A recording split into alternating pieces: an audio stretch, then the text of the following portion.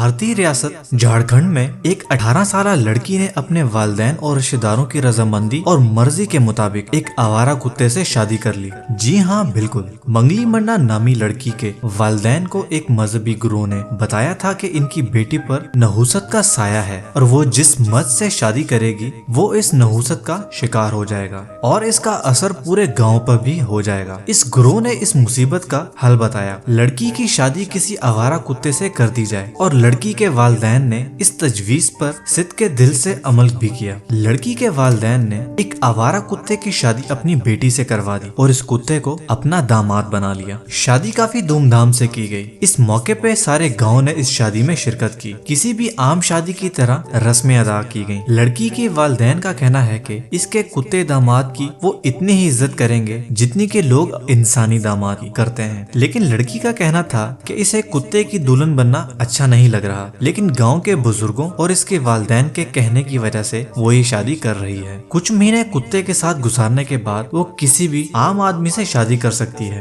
उम्मीद करते हैं दोस्तों कि आपको आज की एपिसोड पसंद आई होगी। अगर आप इसी तरह की और भी अच्छी और इंटरेस्टिंग वीडियोस हमारे चैनल पे देखना चाहते हैं तो हमारे चैनल को सब्सक्राइब करें और ऊपर दिए गए घंटी के निशान को दबाएं ताकि आपको हर न्यू वीडियो का नोटिफिकेशन मिल सके। इस वीडियो को लाइक करें और कमेंट करके अपनी राय का जरूर इजहार करें। अगर आप चाहते हैं कि हम आपके पसंद की वीडियो बनाएं तो हमें कमेंट में लिख के जरूर बताएं। मिलते हैं अगली एपिसोड में।